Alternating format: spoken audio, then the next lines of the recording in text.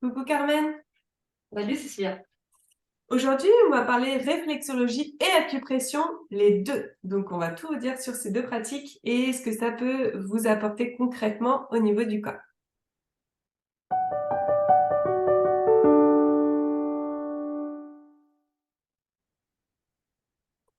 Alors Carmen, j'avais envie de te poser la question. C'est quoi la différence, mais aussi la complémentarité des pratiques de réflexologie, quelles qu'elles soient, et des pratiques de méridien énergétique interne au corps, de médecine chinoise? Hmm. Alors c'est vrai que moi dans mon parcours, je me suis formée à deux techniques. La réflexologie, j'ai commencé par la plantaire et le shiatsu, qui est plus dérivé en fait, de la médecine traditionnelle japonaise et donc qui fait des ponts avec la médecine chinoise en fait. Donc très vite, j'ai un peu intégré les deux dans ma pratique et j'ai trouvé des ponts assez formidables pour booster en fait les deux techniques. La grande différence, c'est que sur la réflexologie, on parle de système nerveux. On travaille via des microsystèmes. En fait, on appuie sur des points réflexes situés à différents endroits du corps qui vont permettre, via le système nerveux, d'harmoniser le corps et de rebooster la vitalité pour que la personne retrouve des capacités pour voilà, prendre les actions et on travaille sur la capacité d'auto-guérison de la personne. Il y a pas, c'est pas le praticien qui a une action particulière. Avec l'acupression et notamment la médecine chinoise, donc là, on travaille sur des méridiens d'acupuncture sur les deux volets au niveau physiologique et plutôt psychologique, psycho-émotionnel.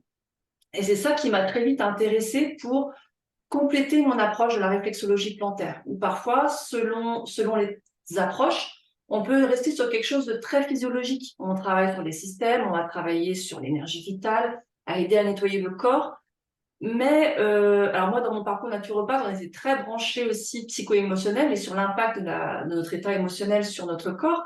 Et là, je me retrouvais un petit peu au dépourvu, en fait, dans ma pratique de soins. Et donc, très vite, c'est toute la magie de l'énergétique chinoise là, qui m'a aidé à compléter ma pratique. Parce qu'en énergétique chinoise, notamment à travers la notion des 5 éléments, en fait, chaque organe va être associé à des émotions, à des blocages, à des symboles, à des périodes de vie à même des états. Voilà, c'est vraiment d'évolution dans la vie.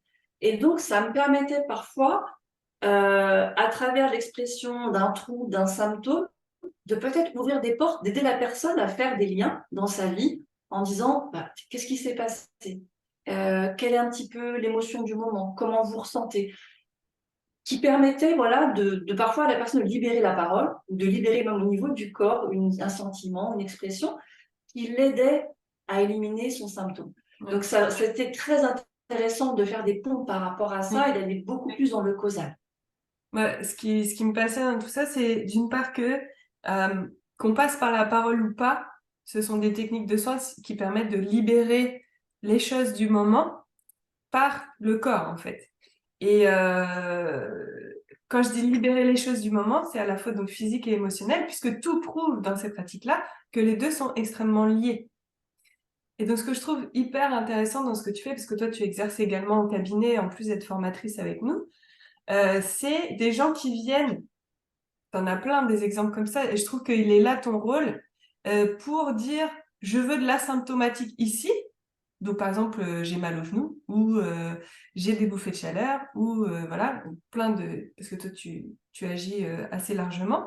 Et finalement, je trouve que tu fais prendre conscience aux gens à travers ta pratique du lien de ce qu'ils sont en train de vivre avec ce que exprime leur corps. Tu vois? Mm, mm, Toi, mm. tu le prouves tous les jours, en fait, et tu leur prouves par A plus B en quoi c'est lié. Et je trouve ça assez Ouais, formidable. Tu peux nous sans donner même des le exemples? prouver. Oui, oui, sans même le prouver, c'est même généralement c'est des personnes qui font le lien directement. Mm. Tu vois, j'ai eu le cas comme ça d'une personne qui était venue pour des problématiques de peau, d'eczéma, même elle avait des crises d'acné, enfin voilà, ça s'exprimait toujours par la peau et des fatigues. Et donc en faisant le soin, c'était vraiment la zone du foie qui était concernée.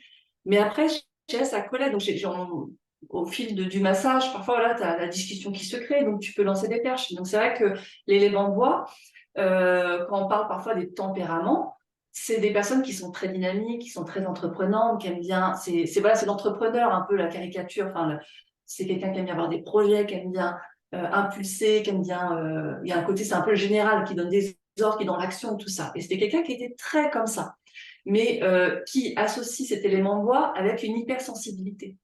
Donc, la moindre injustice, mais ça allait dans des colères folles, l'inefficacité, parfois la lourdeur d'une entreprise où bah, vous savez qu'il faut aller là, vous avez envie de le faire, et on vous bloque. Forcément, il y a son bois qui bouillait au niveau yang, ça la frustrait énormément, et ça se matérialisait par de la fatigue et au niveau de la peau notamment. Donc, et il y avait des choses au niveau familial aussi qui la rendaient folle. Et donc, il y avait une colère refoulée qui était là, où elle rongeait son frein en permanence. Et le fait d'après de pouvoir en discuter, de le verbaliser, après avec d'autres solutions naturelles autour, on a parlé de fleurs de bac, différentes choses, mais à travers les soins, ensuite, ça a permis de sortir cette colère-là, de libérer. Et elle se connaît mieux maintenant. Donc, je sais pas, parfois, elle me dit, voilà, j'ai mon bois qui travaille, il va falloir soutenir, on va travailler un petit peu là-dessus parce que je sens que je repars dans mon cycle. On a sa nature qui est là, c'est pas un défaut en soi. Et très vite, du coup, on sait que voilà, on va faire du soutien parce qu'il y a une période de stress qui va arriver, parce qu'il va falloir composer avec des personnes avec qui c'est compliqué de travailler. Et donc, on soutient l'énergie, on soutient l'élément pour passer ce cap-là sans qu'il y ait besoin de passer par une crise d'eczéma pour expulser un petit peu le trou. Donc, ça permet aussi d'accentuer un petit peu ses points forts, de soutenir un peu ses points faibles par rapport à son tempérament, par rapport, on se connaît aussi, pour passer des caps qu'on est obligé de subir plus ou moins par rapport à son environnement. Donc là, c'est vraiment aussi une béquille, vraiment un soutien pour mieux se connaître et soutenir sa nature. Ouais. Tu disais aussi à un monsieur qui avait mal au genou et qui voulait que tu le soulages au niveau du genou. Oui, tout à fait. C'est vrai que en tant que thérapeute, on a des personnes qui veulent juste travailler sur le symptomatique. Donc là, mais quelle que soit la problématique, on travaille de manière globale. Donc là, c'était plus en acupression qu'on a travaillé, mais sur l'ensemble du corps, pour aller décharger des points de tension et différents protocoles au niveau des éléments. Et c'est vrai que là, la douleur est diminuée quasiment en sortant. Il pouvait marcher, enfin, il avait retrouvé de la mobilité au niveau de la jambe et beaucoup moins de douleur. Donc, il était content. Ça faisait 2 ans qu'il fait de la kiné toutes les semaines.